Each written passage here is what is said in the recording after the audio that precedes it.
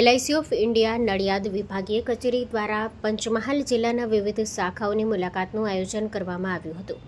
આ મુલાકાત દરમિયાન ક્લાસ 3 અને 4 યુનિયનના અખિલ ભારતીય નેતા સલીમભાઈ બોરા, કનુભાઈ મંજાણી, પાર્થ ગોટી તેમજ સીસી મેમ્બર હરવાણી સહિતના હોદ્દેદારો ઉપસ્થિત રહ્યા હતા, જેમનું વિવિધ શાખાઓમાં ભવ્ય સ્વાગત કરવામાં આવ્યું હતું.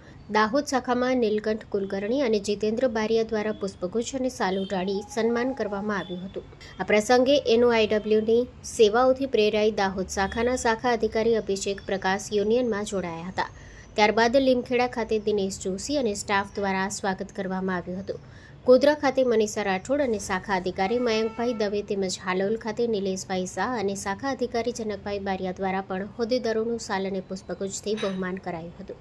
મુલાકાત દરમિયાન સલીમભાઈ બોરાએ એલઆઈસી સમક્ષ ઊભા પડકારો અને કર્મચારીઓ તેમની સામે સજ્જ રહેવાની જરૂરિયાત અંગે માર્ગદર્શન આપ્યું હતું. સમગ્ર આયોજનમાં નડિયાદ ડિવિઝનના સુકાની હિમાંશુભાઈ પટેલનો મહત્વપૂર્ણ સહયોગ રહ્યો હતો.